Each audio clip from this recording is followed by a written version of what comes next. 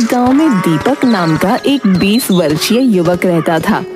दीपक के पिता भीखू और उसकी माँ सुंदरी गांव के जमींदार चौधरी के खेतों में काम किया करते थे। एक दिन भीखू अपने माँ और पिता को खेत में खाना देने आया कि तभी जमींदार चौधरी उससे बोला,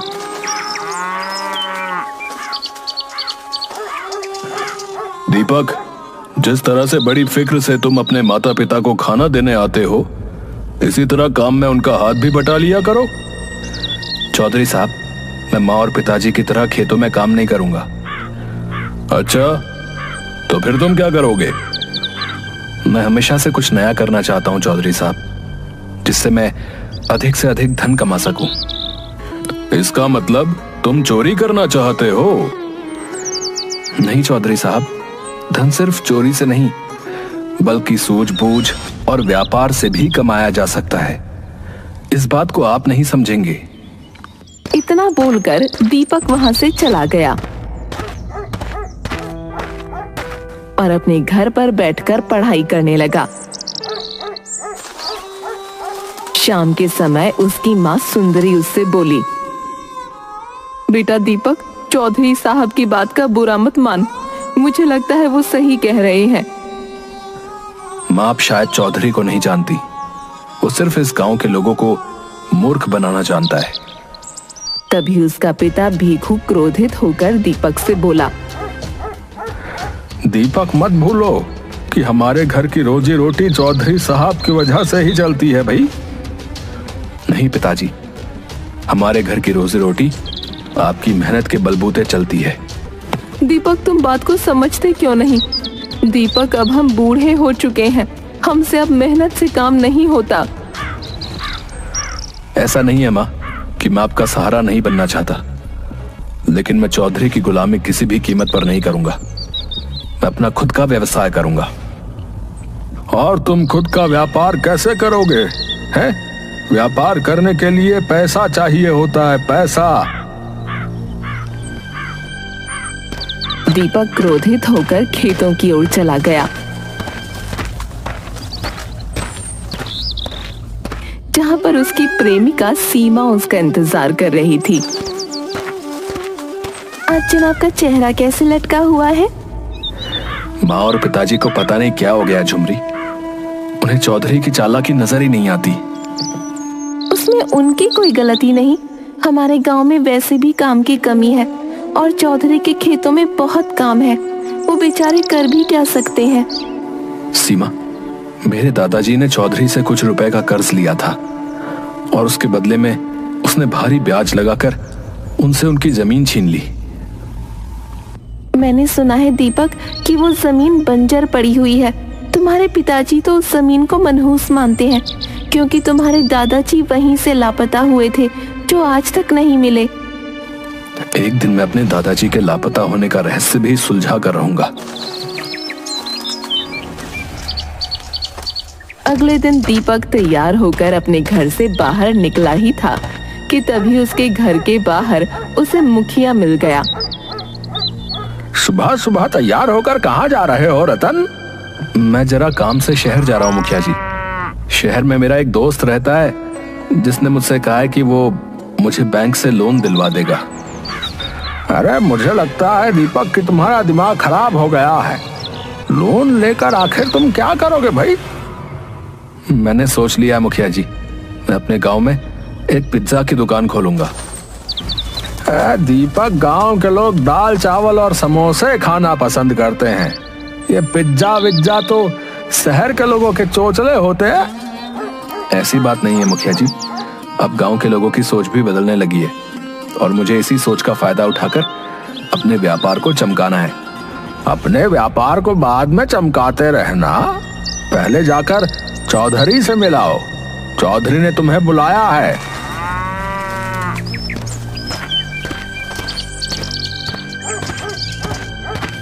दीपक सीधे चौधरी से मिलने चला गया।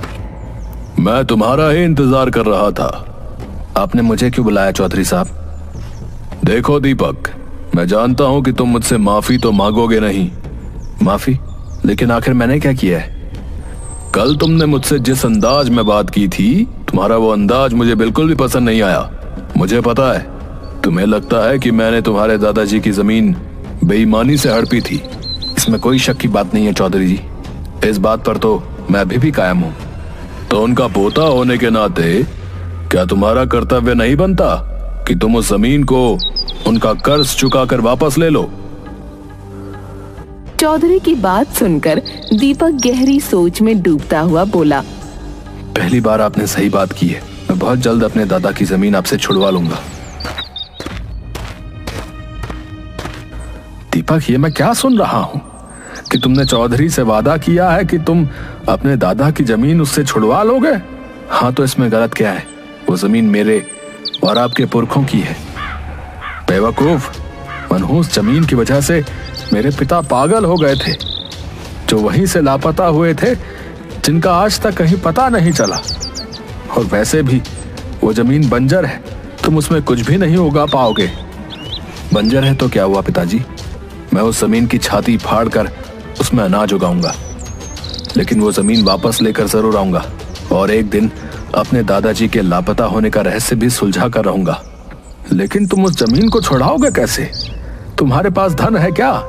मैं कल शहर जा रहा हूँ पिताजी, मुझे आशीर्वाद दीजिए। वैसे तो मैं पिज्जा की दुकान अपने गांव में ही खोलने की बात कर रहा था, लेकिन अब मैं शहर में ही कोई काम धंधा करके इतना धन कमा कर लाऊंगा कि मैं अपने दादा की जमीन चौधरी से वापस ले सकूं। अगले दिन दीपक शहर चला गया। शहर में उसका दोस्त मोंटी रहता था। दीपक, ये शहर है, तेरा गांव नहीं, समझा? यहाँ पर नौकरी इतनी आसानी से नहीं मिलती और तुझे कोई काम धंधा भी नहीं आता, समझा? तो मुझे किसी भी तरह से बस कहीं पर काम पर लगवा दे। ठीक है, मेरे चाचा के बहुत बड़ी पिज्जा की दुकान है, मैं उनसे तेरी बात कर लेता हूँ, ठीक है? अगले दिन मोंटी दीपक को अपने चाचा की दुकान पर ले जाकर बोला,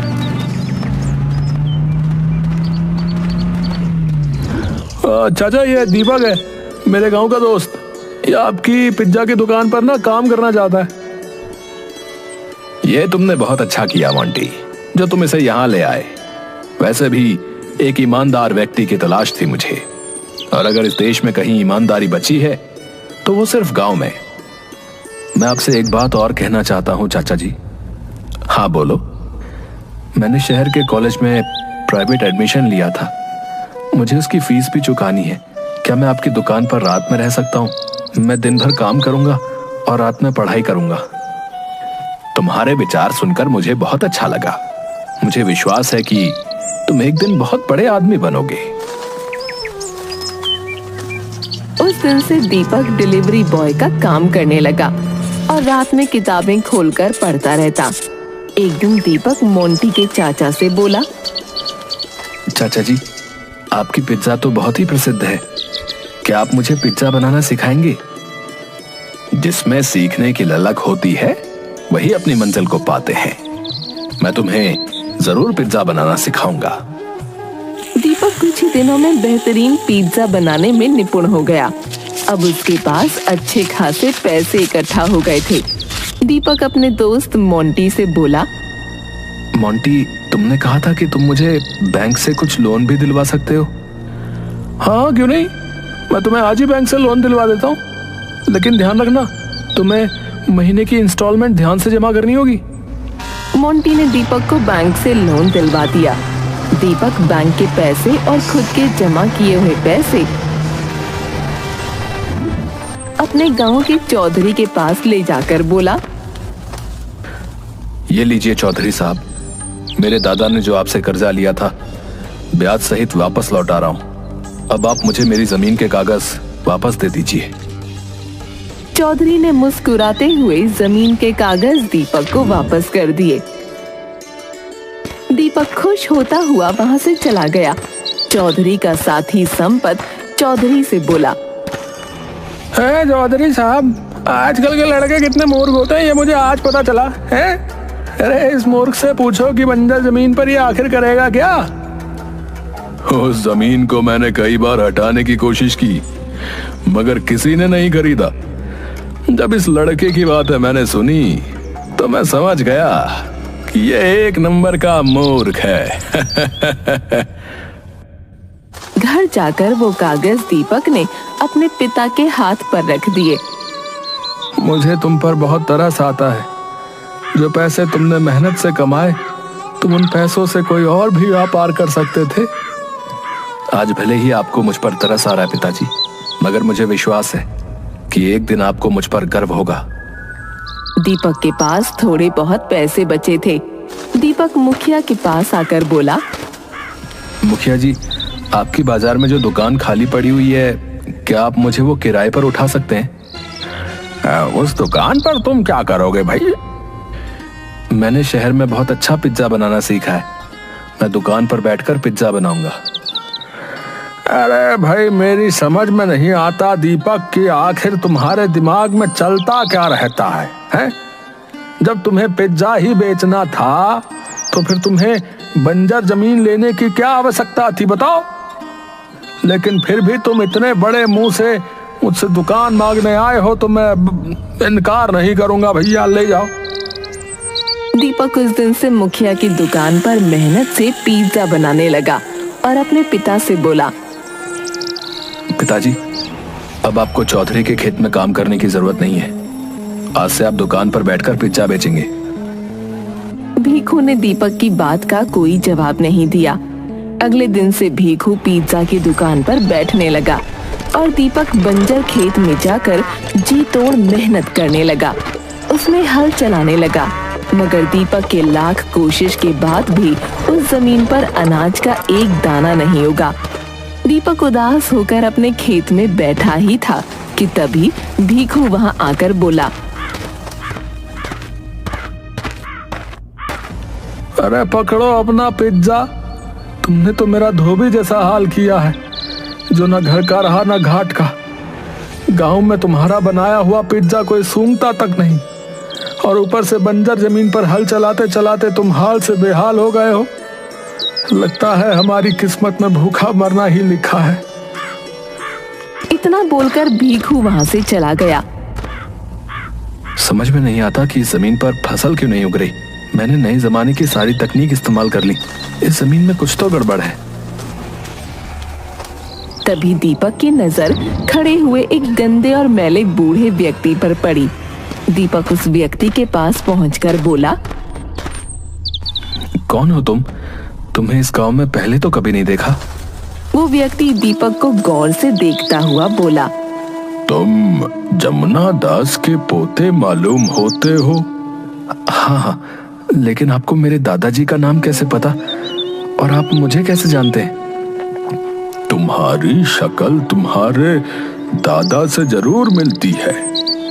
मैं काफी दिनों से देख रहा हूँ कि तुम इस जमीन पर हल चला रहे हो, मगर तुम चाहे जितनी भी कोशिश कर लो, ये जमीन फसल का एक दाना नहीं उगाएगी। आप कहना क्या चाहते हैं? तुम्हारे दादाजी एक पढ़े लिखे व्यक्ति थे और विज्ञान से बहुत ही ज्यादा प्रभावित थे। उन्होंने इस जमीन पर एक ऐसा प्रयोग किया था जिसका राज सिर्फ मैं जानता हूँ। मतलब ये जमीन बीजों को स्वीकार नहीं करेगी, बल्कि फसल को ही स्वीकार करेगी। मैं आपकी बात का मतलब बिल्कुल नहीं समझ पा रहा हूँ। तुम्हारे हाथ में ये पिज्जा है, तुम इस पिज्जा के टुकड़े करके इस जमीन पर बो दो और अगले दिन कमाल देखना। इतना कहकर व्यक्ति वहां से चला गया।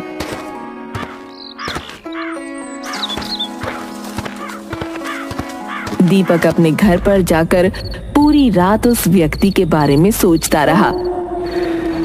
वो व्यक्ति शक्ल से पागल तो नहीं लग रहा था, लेकिन जिस कॉन्फिडेंस से वो बात कर रहा था, मुझे पता नहीं क्यों ऐसा लगता है कि जैसे वो सच बोल रहा है। क्यों ना एक बार प्रयोग करके देखा जाए।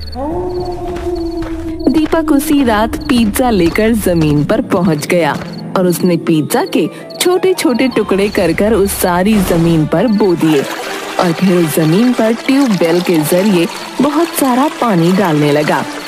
दीपक पूरी रात मेहनत से काम करते करते वहीं सो गया। अगली सुबह जब उसकी आंख खुली तो वो चीखता हुआ बोला, अरे वाह, ये कैसे संभव हो सकता है? मेरे इस बंजर खेत में पिज्जा ही पिज्जा लहरा रहे। दीपक दौड़ता हुआ एक पिज्जा तोड़ते हुए बोला, अरे इसमें तो बिल्कुल ताजी ताजी महक आ रही है, मानो कि अभी अभी बनकर तैयार हुआ है। इसका मतलब वो बूढ़ा व्यक्ति सही बोल रहा था। दीपक दौड़ते हुए अपने पिता भीखू को बुला लाया और उसे सारी घटना बताते हुए बोला, देखा आपने पिताजी, दादाजी की जमीन को आप बंजर कह रहे थे, वो जमीन तो जादू ही निकली। पिताजी हमेशा कुछ खोए खोए से रहते थे और वो अपना ज्यादातर समय इसी जमीन में ही बिताया करते थे। अब तुम क्या करोगे? मैं सारे पिज्जा को तोड़कर शहर में डिलीवरी करूंगा। पिताजी अब आप देखते जाइए कि आप पर धन की वर्षा कैसे होती है। दीपक और उसके पिता पूरे दिन पिज्जा को तोड़ते रहे।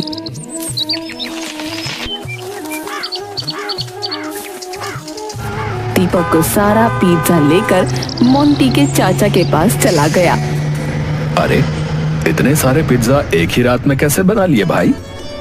ये तो ताजा है, किसी फैक्ट्री से सेटिंग हो गई है क्या? ऐसा ही समझो। लेकिन इतने सारे पिज्जा डिलीवर कैसे हो पाएंगे? मैं आपको एक तरकीब बताता हूं। आप पिज्जा की कीमत आधी कर दीजिए और सारे शहर में आप माल सप्लाई करिए। बाद में अगर माल मेरे पास नहीं आया तो फिर मेरी तो दुकानदारी खराब हो जाएगी। चिंता मत कीजिए चाचा, अब से ये माल रोज आपके पास आता जाता रहेगा।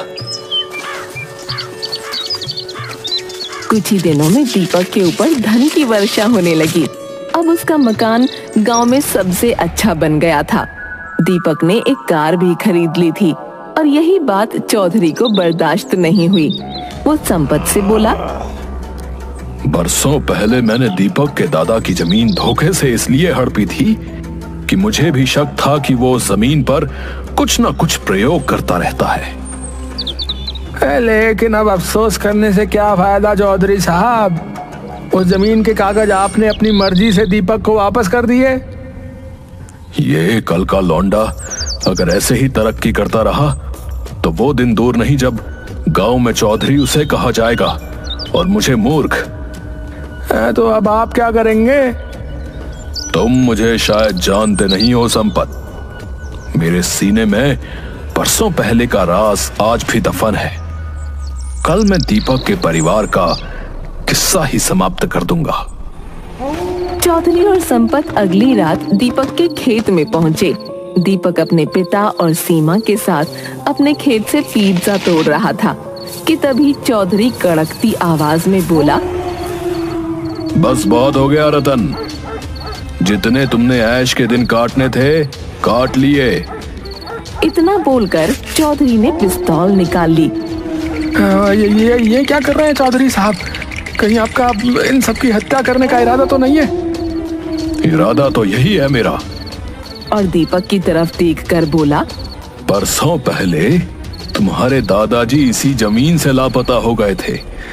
मैं बताता हूं तुम्हें, वो लापता नहीं हुए थे बल्कि मैंने उनकी हत्या की थी, क्योंकि मुझे शक था कि वो जमीन पर कुछ खास प्रयोग कर रहा था। मगर वो क्या कर रहा था ये मैं आज तक नहीं जान पाया।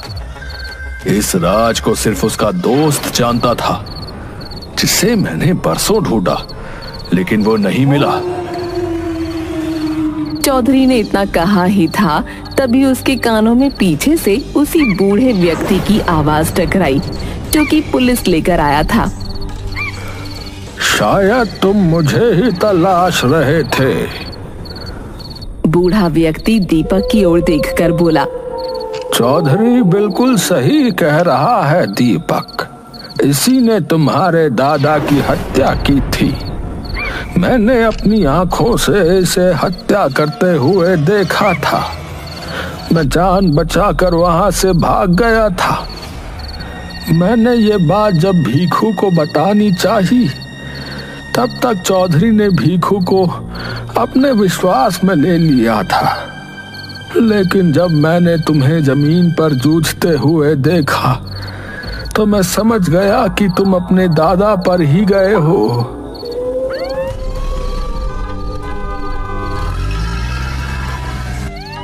पुलिस ने चौधरी और संपत को गिरफ्तार करके जेल में डाल दिया। बूढ़ा व्यक्ति दीपक की ओर देखकर बोला, अब मेरा जाने का समय हो गया है। लेकिन आप कहाँ जाएंगे? मैं यहाँ का रहने वाला नहीं, बल्कि विदेश का रहने वाला हूँ। मैं इतने साल सिर्फ चौधरी पर नजर रखने के लिए ही यहाँ पर रुका हुआ था, ताकि वो तुम सबको कोई नुकसान न पहुंचा पाए। और मुझे अपने दोस्त के परिवार के किसी सदस्य को उसका राज भी बताना था। दीपक, तुम मेरे दोस्त के इस प्रयोग को सिर्फ अपने फायदे के लिए ही इस्तेमाल मत करना, बल्कि देश के लिए भी इस्तेमाल करना। यही तुम्हारे दादाजी का सपना था। इतना बोलकर वो बूढ़ा व्यक्ति वहां से चला गया। दीपक आज भी जादुई पिज्जा की खेती के साथ सभी गरीबों को फ्री में भोजन की व्यवस्था भी करता है।